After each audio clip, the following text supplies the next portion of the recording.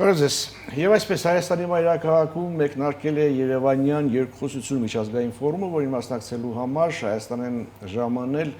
տարբեր երկրների բարձրաստիճան պաշտոնյաներ, այդ թվում Սլովակիայի վարչապետը, Հունգարիայի եւ Ֆրանսիայի արտգործնախարարը, իդեպ Ֆրանսիայի արտգործնախարարին երախտիկի ակցիայով դիմավորեցին արտգործնախարարության դիմաց եւ շատերը հիշեցին մեկ քանի օր առաջ տեղի ունեցած մեկ այլ ակցիա Ռուսաստանի արտգործնախարարի այցի ժամանակ, սա իդեպ կամ իմիջայլոց։ Ընդհանրապես այս ֆորումը կարելի ասել կարևոր հարթակ է Հայաստանի արտաքին քաղաքական ուղերձները միջազգային հանրությանը հասցնելու համար։ Այս համատեքստում բավական կարևոր ուղերձներ հնչեցին եւ Հայաստանի արտգործնախարարի բացման խոսքում եւ Հայաստանի վարչապետի ելույթի ժամանակ, սկսած Հայաստանի խաղաղասիրական ուղերձներից մինչև ադրբեջանական նարատիվներ եւ նախապայմաններ։ Սա եւս մեկ կարևոր նորության մասին ենք խոսելու առաջիկա 30 րոպեների ընթացքում, դա այն է, որ եվրոպական քաղաքական համայնքի 8-րդ գագաթնաժողովը հաջորդ տարի հյուրընկալելու է Հայաստանը, այն տեղի ունենալու մայրաքաղաք Երևանում։ Սա ազատ զրույցն է Free News-ի եթերում, ես զրուցելու եմ միջազգային եւ անվտանգության հարցերի հայկական ինստիտուտի փորձագետ Դավիթ Ստեփանյանի հետ։ Բարև ձեզ, պարոն Ստեփանյան։ Եվ ուրեմն Երևանյան երկխոսություն համաձայն եք իմ այն դիտարկման հետ, որ սա կարևոր հարթակ է Հայաստանի արտաքին քաղաքական ուղերձները միջազգային հանրությանը հասցնելու համար, եւ այս համատեքստում ինչպես է գնահատում արտգործնախարարի եւ հանրապետության վարչապետի ուղերձները։ Այն վիճակում, որում գտնվում է Հայաստանը այս պահին, բավականին հեղուկ վիճակ, սպառնալիքներով լի տարբեր կողմերից, որոնք ուղղված են մեր անկախության եւ ինքնիշխանության հանդեպ, ցանկացած այդպիսի հարթակ մեզ համար կարեւոր է, այնպես որ այստեղ երկու կարծիք չի կարող լինել, սա ողջունելի նախաձեռնություն է, եթե չեմ սխալվում, երկրորդ անգամ է անցնում այդ բավականին լուրջ միջոցառումը, ուղղությունները ընդհանուր առմամբ սպասելի էին, նոր որևէ բան պարոն վարչապետը եւ պարոն արտգործնախարարը համենայն դեպս ինձ համար չասացին, այլ խնդիր է, թե որքանով այդ ուղերձները մենք պետք է հնչեցնենք այդպիսի հարթակներում եւ միգուցե կա անհրաժեշտություն դա ձևակերպել նաեւ տարբեր միջազգային հարթակներում, այդ թվում նաեւ պաշտոնական հանդիպումների ժամանակ մեր տարբեր երկրների արտգործնախարարների, նախագահների եւ վարչապետների, որպեսզի այդ ամենը ունենա շատ ավելի մեծ կիրառական նշանակություն։ Վարչապետը ասաց, որ պատերազմ չի լինելու է խաղաղություն, սա առաջին անգամ չէ, որ հնչում է։ Կարծում եք այս ձևակերպումը, այս նախադասությունը հնչում է որպես ինչ, ցանկություն, տեսլական, քաղաքական կամք, որոշում, որպես ինչ։ Սա վարչապետի անձնական դիրքորոշումն է, որը նա փաթեթավորում է որպես Հայաստանի Հանրապետության արտաքին քաղաքական ուղերձ եւ տեսլական, եւ սա միանշանակ ճիշտ մոտեցում է, բոլորը պետք է հասկանան, որ Հայաստանը չի ձգտում պատերազմի, Հայաստանը ձգտում է խաղաղության։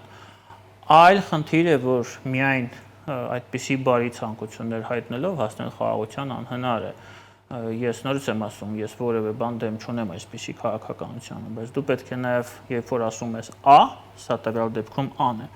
նաեւ ասես B-ն, ինչ է լինելու, եթե չլինի խաղաղություն եւ եթե Ադրբեջանը կամ չգիտեմ Թուրքիան կամ Ռուսաստանը մեր այս մոտեցումները խաղաղասիրական մոտեցումները չեն կիսում, այդ դեպքում էլ դու պետք է կոնցեպտ ունենաս, ինչ է լինելու այդ դեպքում։ Այդ կոնցեպտը մենք չունենք ցավոք։ Դե ինչ է լինելու, դրան հաջորդիվ կանդրադառնանք, բայց մինչ այդ, որպեսզի լինի դա, վարչապետն ասում է, որ պետք չէ բաց թողնել խաղաղության համաձայնագիրը, պետք չէ բաց թողնել խաղաղությունը, խաղաղության հաստատումը, բաց թողնելը ինչ կնշանակի իրական վտանգներ, իրական սպառնալիքներ։ Դե այն, որ այդ խաղաղության համաձայնագիրը մեզ համար այլ ընտրանք չունի, դա հասկանալի է, դա պետք է որ բոլորին հասկանալի լինի։ Այլ խնդիրը, որ ես կարծում եմ, որ դա մեզանից չի կախված բաց թողնել, թե բաց չթողնել։ Մենք ամեն ինչ անում ենք, որպեսզի բաց չթողենք։ Եվ այն, որ մենք փաստացի ընդունել ենք եւ համաձայնվել ենք, ընդունել ենք որպես փաստ մեր հայրենիքի մի մասի Լեռնային Ղարաբաղի Արցախի կորստի հետ, դա խոսում է այն մասին, որ մենք ամեն ինչ անում ենք, որպեսզի այդ խաղաղությունը բաց չթողենք։ Մենք գինը վճարել ենք արդեն, բայց արդյոք Ադրբեջանում կա փոխհմբռնում այս հարցում, սա է խնդիրը։ Եվ այնպես չի, որ մենք բաց ենք թողում, մենք բաց չենք թողում, եթե բաց թողենք, վաղուց բաց ենք թողել, բայց Ադրբեջանը այդքան էլ մեզ հետ համամիտ չի այս հարցում, խնդիրը այստեղ է։ Եթե բաց թողնենք իրական վտանգներ, իրական սպառնալիքներ, իսկ եթե բաց չենք թողնում, հիմա գոնե բաց չենք թողնում կամ հիմա գոնե փորձում ենք բաց չթողնել, հիմա այդ իրական վտանգը, իրական սպառնալիքը չկա։ Այս հարցը ձևակերպելիս ակամա հիշում ես վերջի շրջանում հնչած հայտարարությունները տարբեր տեղերից, հա, Միացյալ Նահանգներից մինչև Թուրքիա, մինչև Վրաստան եւ այլն, Թուրքիայի անվտանգության խորհուրդ եւ հատկապես ես ուզում եմ շեշտադրել Միացյալ Նահանգների պետքարտուղար Ռուբիոյի հայտարարությունը իրական սպառնալիքի մասին եւ ինչու եմ անընդհատ շեշտում, որովհետեւ Ռուբիոն այս պահին հանդես է գալիս ոչ միայն որպես Միացյալ Նահանգների պետքարտուղար, այլև Միացյալ Նահանգների նախագահի ազգային անվտանգության հարցերով խորհրդական, այսինքն սա մի պաշտոնյա է, որ դեռևս ամենաինֆորմացվածն է Թրամփից հետո եւ որին հասանելի են հետախուզական ծառայությունների զեկույցները։ Ադրբեջանը շարունակում է զինվել։ Ադրբեջանի զինված ուժերը մի քանի անգամ գերազանցում են մեր զինված ուժերին։ Ադրբեջանը ունի ռազմավարական համագործակցություն պաշտպանության ոլորտում եւ գնում է հարձակողական զեկեր մի քանի շատ կարեւոր այդ երկրների հետ։ Սա ինքն իրենով արդեն նշանակում է, որ վտանգ կա։ Վտանգ չի կարող չլինել։ Ադրբեջանի այն բոլոր հայտարարությունները, որոնք հնչում են եւ որոնք իրենց մեջ պարունակում են ակնհայտ նկարտումներ Հայաստանի տարածքների նկատմամբ, խոսում են այդ վտանգների մասին։ Այդ Անկարայում տեղի ունեցած կոնֆերանսը, որի ժամանակ Իլհամ Ալիևը պաշտոնապես հայտարարություն է, անվանում է մեր երկիրը Արևմտյան Ադրբեջան, սա ուղիղ սպառնալիքի փաթեթավորում է։ Ես կարծում եմ, որ այս իրավիճակում, երբ որ վարչապետը Երևան դայալոգի ժամանակ ասում է, որ Արևմտյան Ադրբեջանը գտնվում է Արևմտյան Ադրբեջանի արևմտյան շրջաններում եւ նույնը ասում է մեր մամուլի ԱԳՆ մամուլի քարտուղար Անի Բադալյանը, եթե չեմ սխալվում, սա ճիշտ քայլ է, բայց սա բավարար չէ։ Այս հարցը պետք է բարձրացնել բոլոր մեր գործընկերների հետ պաշտոնական, որովհետև սա իր մեջ պարունակում է ակնհայտ տարածքային նկարտում եւ պահանջ։ Հիմա ես չգիտեմ, օրինակ այսօր մեզ մոտ գտնվում է մեր երկրում արտգործնախարարը Ֆրանսիայի, այս հարցը բարձրացվելու է թե ոչ։ Եվ ես նորից եմ ասում, մենք պետք է այդ պլանը ունենանք եւ մենք պետք է այդ պլանի մասին բոլորին տեղյակ պահենք, թե ինչ է լինելու, եթե Ադրբեջանը խոսքից անցնի գործի։ Եվ երբ որ Իլհամ Ալիևը Անկարայում խոսում է Ադրբեջանի մասին, արևմտյան նկատի ունելով Հայաստանի տարածքը, եւ հետո ասում է, այստեղ տարածքային պահանջ չկա, դա մոտավորապես այն նույն բանն է, երբ որ Ալիևը ասում է Զանգեզուրի միջանցք եւ ասում է, բայց այնտեղ միջանցք չկա։ Ով է ասել, որ դա Հայաստանի տարածքային ամբողջականությամբ նկատմամբ ինչ որ իր մեջ նկարտում է կամ պահանջատիրություն է պարունակում։ Սա նույն բանն է, նույն տրամաբանությունն է։ Դրա համար ես կարծում եմ, որ երբ որ մենք խոսում ենք քաղաքականության մասին, մենք այս ուղերձների մասով պետք է հստակ պատասխանենք։ Այո, պատերազմի վտանգ կա։ Այո, ես դա վերջին 1 տարվա ընթացքում եմ ասում, այդ թվում նաև ձեր տաղավարում, ես չեմ սպասում, որ մոտ ժամանակներս պատերազմ է լինելու։ Այնպես ինչպես 1 տարի առաջ չեմ սպասել, երբ որ բոլորը ասում էին, թուրքերը մտնում են Սյունիք, գրավեցին, կերան եւ այլն, չկա այդպիսի վտանգ այս պահին, բայց ընդհանուր առմամբ, ընդհանուր տրամաբանությունը հետեւյալն է. Ադրբեջանը իր քաղաքականությունից չի հրաժարվում։ Երբ որ նրանք պարոն Փաշինյանը եւ պարոն Ալիևը նստում են Տիրանայում, սուրճ են խմում պարոն Փաշինյանի հրավերով եւ շատ լավ զրուցում են, որովհետեւ մեկը դրան դեմ չի, դա անհրաժեշտ պայման է։ Ալիևը իր տարածքային պահանջները Հայաստանի նկատմամբ երկրորդ պլան չի տանում, նրանք առաջնային են։ Հիմա քանի դեռ Ադրբեջանը այդ քաղաքականությունից չի հրաժարվել, վտանգը կա։ Այս պահին պատերազմի վտանգ չկա, բայց դա չի նշանակում, որ այն չի կարող լինել օրինակ 2 ամիս հետո։ Դե ասում եք, այդ հարցը անընդհատ պետք է բարձրացնել Ֆրանսիայի արտգործնախարարի հետ բարձրացվեց թե չէ։ Հայաստանը կարծես թե այդ մասով ամեն անգամ եւ բարձրացնում է եւ բարձրաձայնում է այսօր էլ այս Երևանյան երկխոսության շրջաններում վարչապետը այդ մասին խոսեց, որ Հայաստանի Հանրապետության տարածքում չի եղել, չի լինելու, չկա Արևմտյան Ադրբեջան եւ նույնիսկ այդ հարցով քննարկումները բացառված են։ Բայց տպավորություն չունեք, որ Ալիևը փորձում է ստեղծել մի այնպիսի իրավիճակ, որը երկար տարիներ շարունակ եղել է իր հետ կապված, Արցախի հետ կապված։ Այսինքն տարածքային ամբողջական պահանջներ մենք չունենք, Արցախի մասով ասում ենք, թե տարածքային պահանջների հարց չի, դա ինքնորոշման հարց է։ Հիմա փորձում է թեկուզ ոչ պատերազմով, այլ համաձայնությամբ, գիտեմ, կազմակերպել իր ասած այդ ադրբեջանցիների վերադարձ, հետո արդեն ինքնորոշման իրավունք, անվտանգության հարց եւ այլն եւ այլն։ Ինքը միշտ հայելային ինչ-որ, նույնիսկ այն Միչանսկի ժամանակ հայելային ինչ-որ բաներ էր ստեղծում։ Պարոն Կիրակոսյան, քաղաքականությունը հնարավորի արվեստ է, դա բոլորս գիտենք։ Հիմա Ալիևը ինքն էլ եկեք փորձենք հասկանալ ինչ է կատարվում իրականում, էմոցիաները դնենք մի կողմ։ Երբ որ Ալիևը խոսում է վերադարձի մասին, նա շատ լավ հասկանում է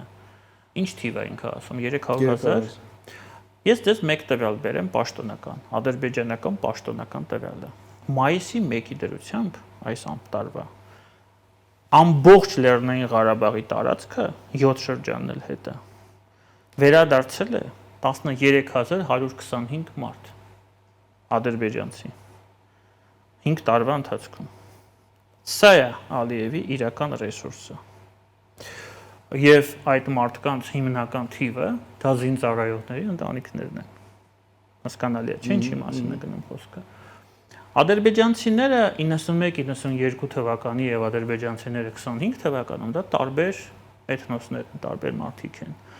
Մենք շատ ենք սիրում ասել, որ իրենք ոչխար են, չգիտեմ, են, չգիտեմ, են, բայց իրենք վաղուց ոչխար չեն։ Տենց հեշտ չէ, նույնիսկ Ադրբեջանի նման դիկտատուրայում, ցենց մարդկանց վերցնես ու քշես։ Եթե կարողանար վաղուց քշել էր։ Այնպես որ այդ խոսակցությունները 300,000 ադրբեջանցի վերադարձ Հայաստան, դա մոտավորապես նույն բանն է։ 300,000 չէ, 10,000։ 10,000 էլ չի կարա։ Նույն բանն է, եթե մենք հիմա ասենք, գիտեք, հիմա Բաքվի 200-250,000 հայերը պետք է վերադառնան Բաքու եւ իրեն գնալու են, չեն գնալու։ Այդ նույն ադրբեջանցիները վաղուց Ադրբեջանում չեն։ Մոսկվայում են, Գերմանիայում են, Բաքվում են, Բաքվից ադրբեջանցին չի գնա աղտամ, չի գնա։ Դա ինչը վերաբերվում է իրական հնարավորություններին, բայց դա չի նշանակում, որ Ալիևը դա չի օգտագործում որպես խաղաքարտ։ Խաղաքարտ կոնկրետ ինչ լուծելու համար։ Երկու հիմնական խնդիր կա։ Մեկը շարունակել Հայաստանի հետ առևտուրը, սա խաղաքարտ է, ինքը դնում է սեղանին, ասում է ես սա եմ ուզում։ Ասում ես ես սա չեմ տալի։ Ահա, ասում է չես տալի։ Ուրեմն չես տալի, ես քո խաղաղություն չեմ ստորագրի։ Օրինակ։ Եվ երկրորդը, մեր հասարակությունը շատ էմոցիոնալ է։ Եվ Ալիևը շատ լավ հասկանում է, որ այդպիսի հայտարարություններով, հա, մանավանդ ունենալով 5-րդ շարասյուն խորհրդարանում եւ տարբեր փորձագետներ, տարբեր քաղաքական գործիչներ, որոնք խաղում են այդ ամենի վրա, հա, այդ էյֆորիան, այդ հիստերիան մեր հասարակությունում այսինքն աճում է գնալով։ Ես ինչի՞ ես թիվը բերեցի։ Սա սթափեցնող թիվ է 13,000-ը։ Սա խոսում է իրական հնարավորությունների մասին։ Ոչ մեկ չի ասում, որ եթե մենք թույլ տանք, վաղը Ալիևը 200 հոգի չի բերելու են էկոակտիվիստների նման, Սյունիքի մարզում ինչ-որ գյուղում բանանի, բնակեցնի։ Դա կլինի, եթե թույլ տանք։ Բայց բնակեցում չի կարող լինել։ Ինքը այդ ռեսուրսները չունի։ Այն ժամանակները, երբ որ եղել է Օսմանյան կայսրություն, Պարսկական կայսրություն, մարդկանց հենց հրամանով ժողովուրդը հենց գաղթ էին անում եւ բերում լցնում են, դա հիմա ժամանակները չի։ Դա որպես մենք հասկանանք, թե իրականում սա ինչ վտանգ է, բայց դա չի նշանակում, որ քաղաքական ասպարեզում Ալիևը դա չի օգտագործելու։ Իրավիճակը սա է մոտավորապես։ Լավ, հաջորդ հարցը սահմանադրության հարցն է, այս անգամ հետեւյալ տեսանկյունից։ Վարչապետը հայտարարում է, որ խաղաղության համաձայնագիրը պետք է ուղարկվի Հայաստանի Հանրապետության Սահմանադրական դատարան եւ եթե Սահմանադրական դատարանը որոշի, որ այդ համաձայնագիրը չի համապատասխանում մեր սահմանադրությանը, ապա ինքը կնախաձեռնի սահմանադրական փոփոխությունների գործընթաց։ Սրա հետ կապված ինչ դիտարկումներ ունեք։ Փոքր դատարանից հետո շարունակենք, վերադառնանք վարքյաններ անց։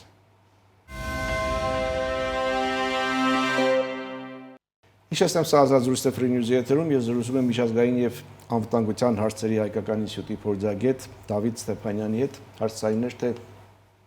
ինչ դիտարկումներ ունեք մի իրավիճակի վերաբերյալ, եթե խաղաղության համաձայնագիրը չի համապատասխանում Հայաստանի սահմանադրությանը, եթե նման որոշում է կայացնում Սահմանադրական դատարանը, ապա վարչապետը նախաձեռնում է սահմանադրական փոփոխությունների գործընթաց։ Դուք մեր զրույցի սկզբնամասում նշեցիք, որ Երևան Dialogue-ում վարչապետ Փաշինյանի ուղերձում հնչեց միտք, որ մենք չենք ցանկանում եւ բաց չենք թողելու խաղաղության հնարավորությունը։ Այս հայտարարությունը ես եւս դիտարկում եմ այդ համատեքստում։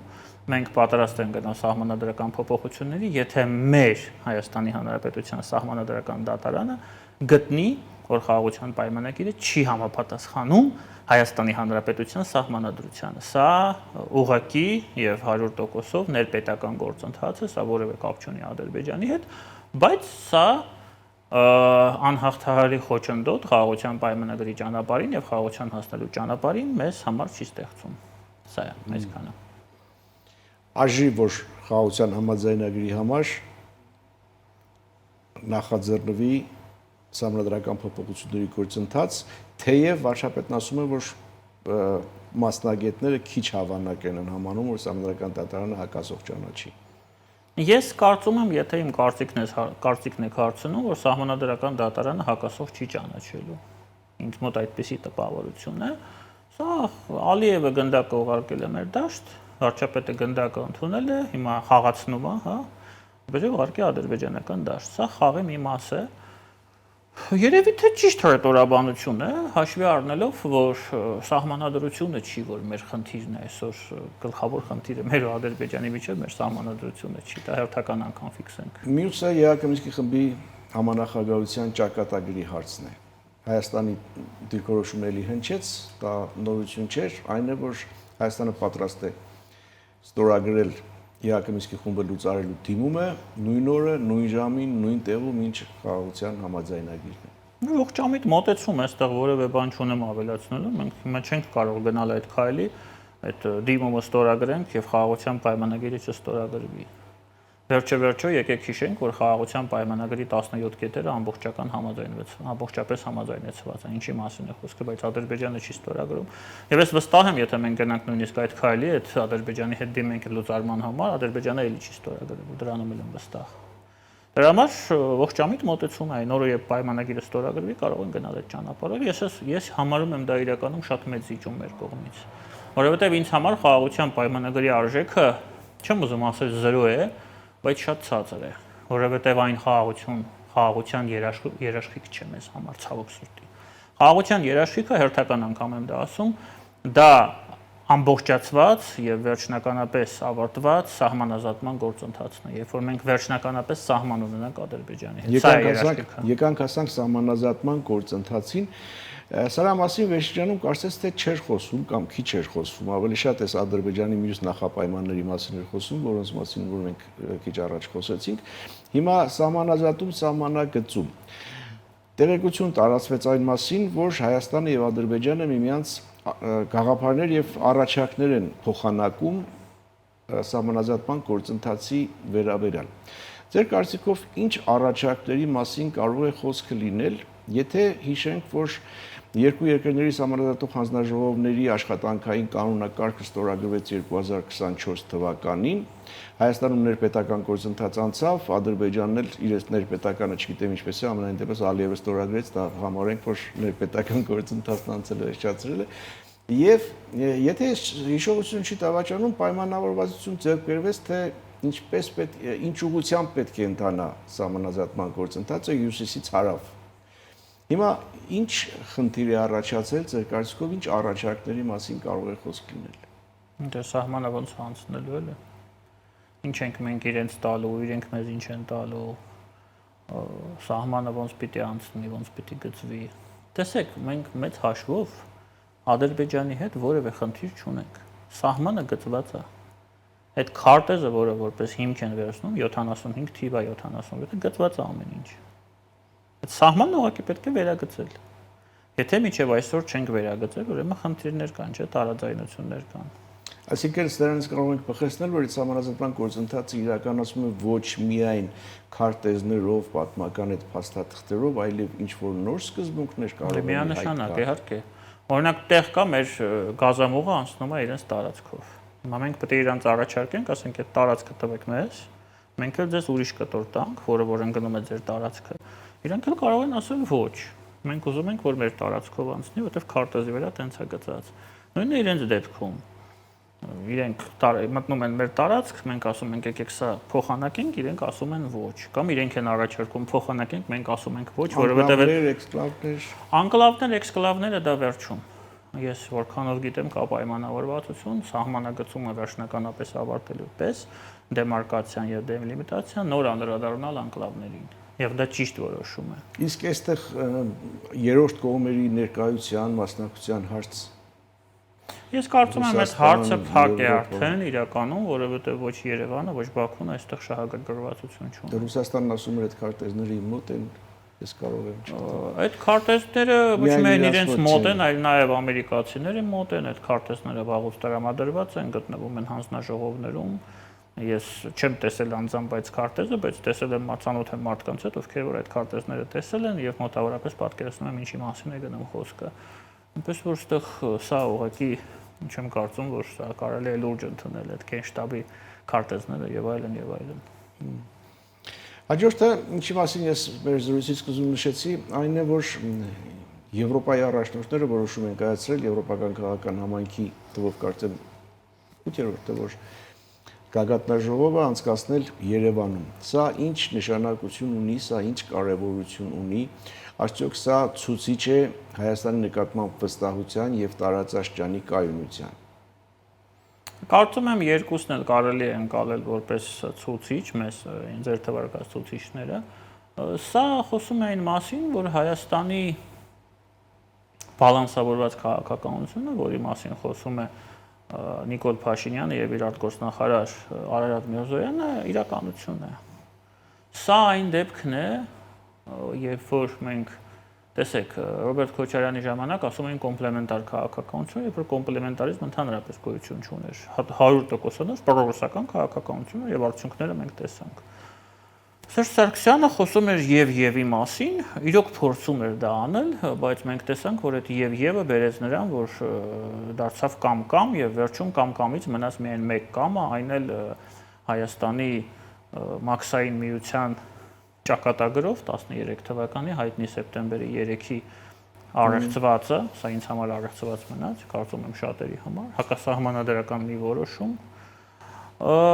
Հիմա իրոք բալանսավորված քաղաքականություն է։ Ես չեմ ասում, որ սա դրական է, ես սա դրական չեմ ընկալում, բայց իրոք բալանսավորված քաղաքականություն է այն դեպքն է, երբ որ կառավարության խոսքը եւ գործը իրար չեն հակասում։ Ես այսպես կբնութագրեմ։ Տեսեք, Լավրովի այցը Հայաստան։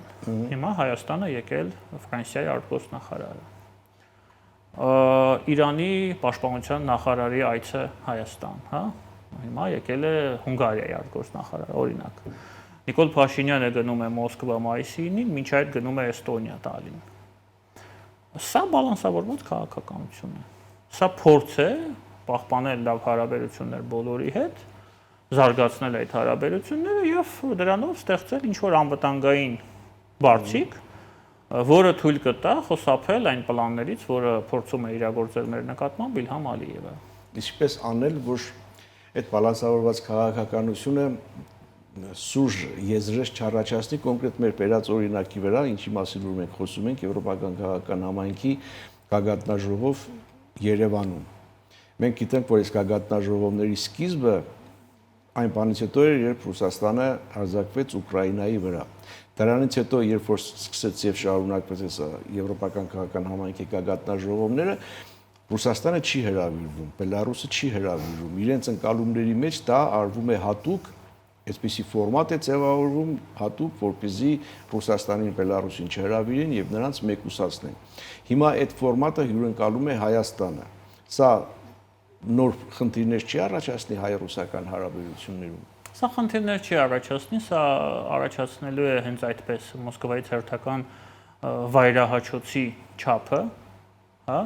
Զախարովա, Գալուզին, ով կա այնտեղ փոխարկող։ Լավրովն էլ էս վերջի հարցի ժամանակ կարծեմ առաջին ինքը ասաց, որ Երևանում պիտի անցկացվի։ Ինչ որ դες հայտարարություններ են լինելու, դա ինձ ընդհանրապես չի հետաքրքրում եւ չի հուզում, որովհետեւ սա պրակտիկ քաղաքականության մեջ որևէ դրսևորում եւ արտացոլում չի ունենա։ Բայց ես կուզեի հիմա խոսել մեկ այլ մի իրավիճակի մասին, դուք եթե այդ թեման բարձրացրել եք պարոն Կիրակոսյան, որը ինձ շատ ավելի է հուզում եւ անհանգստացնում։ Այս սա է ինձ մոտ անհանգստություն առաջացնում, որովհետև այնտեղ ասվել է, որ Ռուսաստանը ողջունում է հայ-թուրքական գործընթացը, Այսինքն Ռուսաստանը ողջունում է, որ Թուրքիան տարածաշրջանում գործոն է։ Ռուսաստանը ժամանակին ողջունեց, չէ՞, որ Թուրքիան աղդամում դարձավ իրենց փայատերը, հա, այդ մոնիտորինգային առաքելության մեջ։ Ռուսաստանը ինչ է անում։ Ինչու է սա ինձ անհանգստացնում։ Ռուսաստանը փաստացի շարունակվում է եւ այնտեղ հղում կար, չէ, 3+3 ձևաչափ։ Սա էլ մի բլիթ է Իրանին, տեսեք դուք էլ եկեք մտեք այս գործարքի մեջ, մենք իրար մեջ այս հարցերը լուծենք, սա կոմունիկացիաները պետք է վերաբացվեն, տարածաշրջանը պետք է լինի խաղաղ, չէ՞, լավ բան է, չէ՞ ասում, բայց եկեք հիշենք, ինչ պատկերացումներ ունեն ռուսները եւ թուրքերը խաղաղության մասին մեր տարածաշրջանում։ 44 օրյա պատերազմը եւ Լեռնային Ղարաբաղում տեղի ունեցած էթնիկ ստումը այդ պատկերացումների մի մասն էին։ Խաղաղությունն է, չէ՞, Լեռնային Ղարաբաղում այս պահին։ Խաղաղությունն է։ Եվ իրենց հետաքրքիր չէ, որ այդ խաղաղությունը ձեռք է բերվում հայ ժողովրդի շահերի, ճակատագրերի եւ կյանքերի հաշվին։ Այստեղ է իմ մտահոգությունը։ Հիմա Լավրովը, ես դրանում վստահ եմ, Հական Ֆիդանի հետ փորձելու է քննարկել հերթական աշխարհաքաղաքական օպերացիան մեր տարածաշրջանում, որը թույլ կտա, որպեսզի այս տարածաշրջանը մնա Եվրոպայի եւ ԱՄՆ-ի, ինչպես իրենք ասում են, կոլեկտիվ արևմուտքի շահերից դուրս։ Տարածաշրջանացում հիմա ինձ մոտ հարց է առաջանում, որքանով է այդ տարածաշրջանացման մեջ տեղավորվում Հայաստանի Հանրապետության շահերը եւ որքանով է դրան նպաստում Հայաստանի Հանրապետության բալանսավորված քաղաքականությունը։ Սա հարցերի հարցն է, որը ինձ մոտ առաջացնում է շատ լուրջ մտահոգություն։ Մենք շարունակում ենք մնալ մեր տեղում, մենք որևէ քայլեր չենք անում, չէ՞, արևմուտք, ինչպես ասեց պարոն Արարատ Միրզոյանը, ասեց մենք Եվրամիության ուղղությամբ որևէ բան չենք պատրաստվում անել։ Չէ, ոչ թե այդպես չասեց չենք պատրաստվում անել։ Ասեց մենք չենք դիմել, եւ հիմա չենք քննարկում։ Չենք քննարկում, դա ի՞նչ է նշանակում։ Չենք պատրաստվում։ Դա չի նշանակում, որ վաղը չենք քննարկելու։ Կարող է մի օր քննարկենք, բայց մարդը ասում է մենք հիմա չենք պատրաստվում դա անել։ Ուրիշ ո՞նց պետք է ասի։ Ինքը չի ասում մենք չենք գնալու։ Տարբերություն կա։ Չէ, ինքը չի ասում մենք չենք գնալու, բայց ինքը ասում է մենք չենք քննարկում։ Չենք քննարկում։ Քննարկումներ չկան ասում։ Բայց դա ի՞նչ է նշանակում։ Նշանակում է որ չենք անելու դա։ Մեզ հանգիստ թողեք, մենք ոչ բլոկային պետություն ենք ուզում դառնալ։ Սա է այս քաղաքականության իմաստը սա է։ Հիմա ես ասում եմ, դա վատ բան չի, բայց արդյոք մենք այդ հնարավորությունները ունենք, երբ որ Լավրովը գնում է Անկարա եւ Ֆիդանի հետ 3+3 է քննարկում։ Տարածաշրջանացումը Հայաստանի անվտանգության եւ ինքնիշխանության համար, պարոն Կիրակոսյան, շատ լուրջ, ես կարծում եմ, առաջնային մարտահրավեր է եւ վտանգ է պարունակում իր մեջ, որովհետեւ մենք թույլ ենք տալիս, որ մեր հարցերը եւ մեր խնդիրները լուծեն ուրիշները մեր փոխարեն։ Լավրովը անկախ մեր թույլ տալուց ինքը պիտի գնա Թուրքիա եւ Ֆիդանի հետ պիտի քննարկի հարավային Կովկասը եւ պիտի քննարկի իրեն ծռնդու տարածաշրջանացման համատեքստում 3+3-ի համատեքստում, բայց դա չի նշանակում, որ մենք այստեղ չենք ընդունելու Ֆրանսիայի արտգործնախարարին կամ Միացյալ Նահանգների հետ չենք ստորագրելու եւ զարգացնելու ռազմավարական համագործակցության փաստաթուղթ։ Տեսեք, պարոն Կիրակոսյան, միանշանակ քննարկելու են, բայց մեկ բան է, եթե դու քննարկում ես մի երկրի ճակատագիր, որը Եվրամիության անդամակցության հայտ է ներկայացրել, եւ Եվրամիությունը դա քննարկում է։ Իսկ մեկ այլ խնդիր է, երբ որ դու քննարկում ես, ես ներողություն եմ խնդրում արտահայտության համար, անտեր երկրի կարգավիճակ, որը ոչ մեկինն է։ Ինչքան ուզում ես Ֆրանսիայի արտգործնախարարին ընդունի։ Քո երկիրը անտեր է, դու ոչ մեկինն ես։ Դու փոքր երկիր ես, առանց լուրջ ռեսուրսների, եւ դու փորձում ես վարել կներեք բալանսավորված քաղաքականություն։ Այս մարդիկ քո հարցերը կարան իրար մեջ լուծեն։ 17 թվականից սկսած ես այդ մասին խոսում եմ։ Այն ժամանակ, երբ որ հարց էի տալիս մեր թուրքագետներին, մեր քաղաքական գործիչներին, այն ժամանակ հանրապետական, ասում էի, դուք մտավախություն չունեք, որ Լենին-Աթաթուրք պակտ 2-ը կարող է լինել։ Ասում էին, չէ, ինչ եք ասում, Ռուսաստանը մեր դաշնակիցն է, իր շահերը Թուրքիայի հետ չի համընկնում։ Հիմա այս Ռուսաստանը հերթական անգամ փորձում է Թուրքիայի հետ պայմանավորվել այս տարածաշրջանում, ի՞նչ է նշանակում պայմանավորվել։ Կիսել։ Առանց արևմուտքի։ Ու դու ես պահին արևմուտքի հետ կապող ոչ մի ռեալ թել չունես։ Այդ արտգործնախարարին ընդունում ենք, լավ ենք անում, բայց դա ոչ մի բան չի նշանակում, որտեվ Իրանի պաշտպանության նախարարին էլ ենք ընդունել, Լավրովին էլ ենք ընդունել, դա ոչ մի բան չի նշանակում։ Այսինքն այս իրավիճակում Հայաստանը մեկից շատ կախվածությունը նախկին Ռուսաստանից, հա, շատ կախվածությունը ձգտում է փոխարինել բոլորից քիչ կախվածությամբ։ չկախվածությամբ։ Այսպես կարելի է բնութագրել, բայց դա չի նշանակում, որ եթե վաղը տարածաշրջանում որոշում կայացվի քո երկիրը կիսել Թուրքիայի եւ Ռուսաստանի միջև, ինչ որ մեկը գալու է եւ այդ սցենարը թույլ չի տա որ իրականացվի, որովհետեւ դու ոչ մեկի հետ այդ պայմանագիրը չունես, այդ հարաբերությունները չունես, դու բոլորի հետ հավասար հարաբերություններ ունես։ Այդ պայմանագիրը ունես թե չունես, այդ էկողների շահերը կան այս տարածաշրջանում։ Որն է շահերը այս պահին։ Նույն կոմունիկացիաները։ Դե այդ կոմունիկացիաների շահերն էլի, որ միջև հիմա Զանգեզուրի միջանցքը չկա, որ միջև հիմա Դա եմ ասում։ 9-րդ կետը ուժով չեն բերել մեր վզին Դա չեն եմ փոխել։ ասում։ Ճիշտ եք ասում, հա։ Բայց ով ասեց, որ այդ իրավիճակը անվերջ է լինելու։ Ես միշտ ասել եմ, չէ, միջև այս պահը Իրանը մեզ ասում է, ես դրան չեմ գնա։ Այն օրը, երբ որ իրենք կարողանան Իրանի հետ պայմանավորվել, թուրքերը եւ ռուսները, մեր երկը երկածա լինելու այդ առումով։ Որովհետև մենք շարունակում ենք մնալ տարածաշրջանացման այդ քաղաքականության ներսում։ Մենք չենք փոխում այդ քաղաքականությունը, մենք տարածաշրջանում ենք մնում։ Իսկ եթե մենք օրերից մի օր վերջապես որոշենք հայտ ներկայացնել Եվրամիություն, եթեները շատ են, եթե մենք համապատասխանենք այդ պայմաններին, եթե իրենք ընդունեն, մենք արդեն քաղաքականապես դուրս ենք գալու այս տարածաշրջանից։ Ես չեմ ասում հարևաններին փոփոխելու ենք, բայց կա քաղաքական չափում եւ կա պրակտիկ։ Հիմա քաղաքականում եւ պրակտիկում մենք տարածաշրջանում ենք աշխարհագրորեն։ Ես առաջարկում եմ գոնե քաղաքականով դուրս գանք։ Դե Իսկ մենք դա չենք անում։ Քաղաքականով ասենք նույն չափ տարածաշրջանում ենք ինչքան մի քանի տարի առաջ։ Ոչ, ինչ որ փոփոխություններ կան, բայց դա